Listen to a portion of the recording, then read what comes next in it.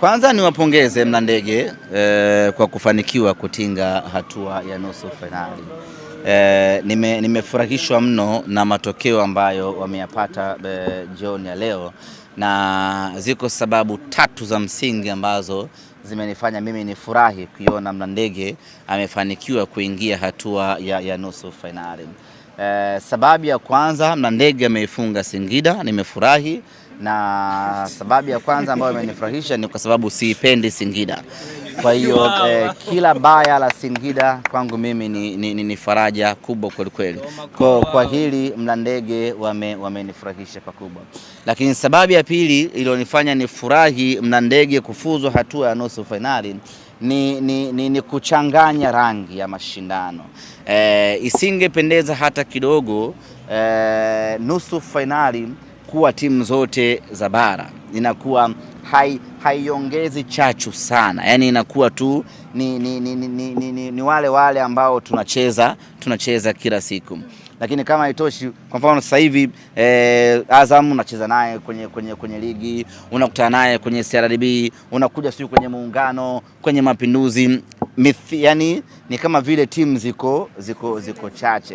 Kwa hiyo inakuwa inaondoa ile ladha halisi. Tupo kwenye robo finali hivi sasa ya kombe la CRDB. Kuna uwezekano mkubwa timu hizi nne zikakutana kwenye nusu finali. Kwa hiyo inakuwa hainogi sana, sio mbaya, lakini hainogi sana na haipendezi. Tukichanganya rangi hivi tukaweka mix by yes, inakuwa ni unyama mwingi sana. Kwa hiyo nimefurahi, hiyo ni sababu ya pili. Sababu ya tatu ambayo imenifurahisha Mlandege kumfunga Singida ni kwamba tunakwenda kukutana na Mlandege sasa. Kuna vimaswali vidogo tunataka tuende tukaulizane na Mlandege. Ni vimaswali vidogo tu, havina shida sana. Kwa maana hivi, mliwezaje kipindi kile mkatufunga goli 1-0 kwenye fainali ya kombe la Mapinduzi? Mlifanyaje? Mlibahatishaje? Ni vimaswali vidogo tu. Sasa hatujapata fursa sisi na Mlandege kuzungumza kwa muda mrefu.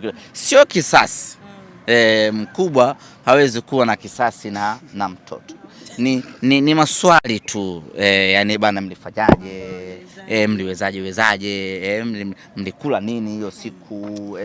Yani ni maswali fulani vya kiupelelezi vya kutaka tu kujua wenzetu walifanyaje. Kwa hiyo sisi tumewapongeza kwa wao kufanikiwa kufuzu, lakini lazima tukiri ya kwamba haitakuwa mechi